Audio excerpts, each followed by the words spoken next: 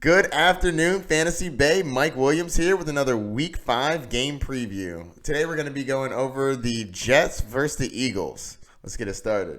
This game is going to be at Sunday at 1 o'clock. The over-under is 43.5, and the spread is negative 14.5 for the Eagles.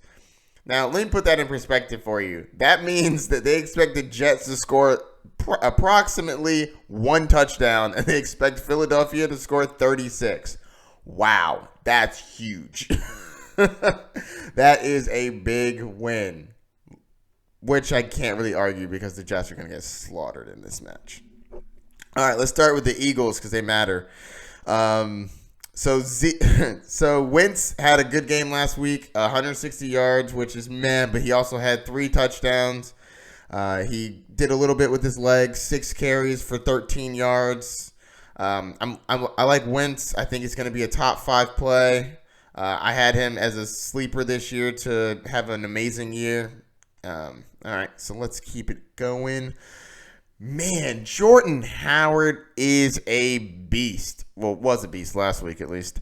He had 3 total touchdowns, 2 on the ground, 1 in the air. He had 15 carries for 87 yards on the ground, and then in the air, he had 3 catches for 28 yards. That 3 catches is going to be what actually sets him apart because he normally doesn't get a bunch of catches. He's known to not be able to catch the ball, but 3 catches for 28 yards off of 4 targets, that's pretty good. And a touchdown.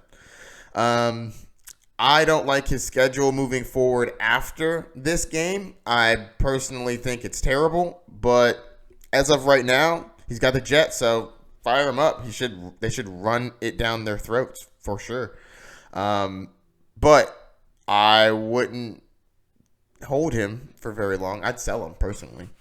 After a 3-touchdown game, you could sell the fact that he's about to play the Jets. I'd sell him and try to get somebody with some upside. Because don't forget, Sanders is still there. Sanders had 11 carries for 72 yards. I mean, once he gets that fumbling thing under control, I think that he's going to have a much larger role. I do think that it's going to be a timeshare regardless. The coach has shown that over the years, he likes to do a timeshare. A lot of people were saying, yeah, but he's never had anybody like Myles Sanders. And I was like, yeah, Myles Sanders is good. I like him a lot, but Jordan Howard is a bruiser that can score touchdowns. So I think that he'll play off of both of them. Let's go down to the receivers. So Alshon Jeffery is back from injury. 3 receptions, 38 yards, and a touchdown. People may be like, oh, well, that's an okay game. I don't know how great it was. Well, he had 9 targets. So when you're following fantasy football, don't just look at how many receptions and how many yards they got. Because, yes, that's important, and touchdowns are fluky. You can't really predict when you're going to get a touchdown per se. But follow the targets. And Alshon Jeffery had 9 targets in his first game back. So he's going to be more involved, and I think he's going to have a great week this week. So the Jets are 31st against the wide receiver. Man, I wish Deshaun Jackson was back for this game because it would be even more of a slaughter. I think that Alshon Jeffery is going to have a great week this week, at least top 15, if not top 10. So fire him up. I hate to say this because Nelson Aguilar goosed me last week, and it was painful. But in an emergency break glass, if you have nobody else and you can't find anybody, Nelson Aguilar might give you 4 receptions, 40 yards, and a touchdown maybe. I mean, the Jets are really bad against wide receivers, so I think that he could have an okay game. I'm not, relying on him. I'm not starting him over anybody that's good, but if you need a flyer and you have nobody else, he might do the job. All right, let's go to the Jets. I'm not going to spend much time on the Jets because Sam Darnold has mono, which it's the kissing sickness. He also has an inflamed spleen, which he can't play until that gets fixed, so he's not playing this week. So that leaves us Falk, who had 98 yards and no touchdowns and an interception. And to be honest with you, I'm surprised he had 98 yards. It was bad. It was a very bad game. He went 22 12 for 22 with a QBR of 7.7. That was awful. He also had 5 sacks, which is trash.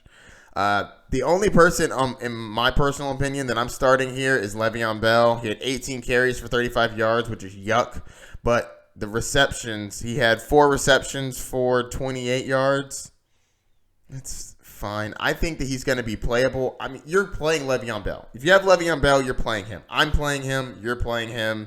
Of course, we're playing him. The Eagles are 17th against the running back. They're 26th against the quarterback, which I still don't think Falk has a good game, but he should be able to be serviceable.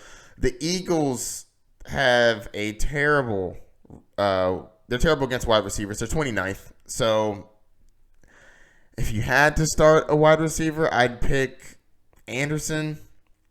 I actually think once Sam Darnold gets back and he gets in the flow of things, even though I don't truly believe that Sam Darnold is an amazing wide receiver, I think he can be serviceable to give you Robbie Anderson and Jamison Crowder. I think both of them will be good when Sam Darnold comes back, but until they come back, I'm personally not playing them. And I understand that Robbie Anderson is a speedster, and I understand that the Jets wide receiver against wide receivers are bad. I'm personally just not doing it. I have better receivers than this situation, so I'm not doing it. But if you had to, I mean, there's always a chance that he breaks coverage and scores a deep touchdown because he's fast. So there's always a chance.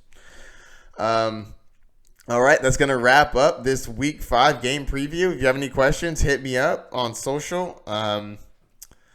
I will be posting more videos of the previews, and good luck. Peace.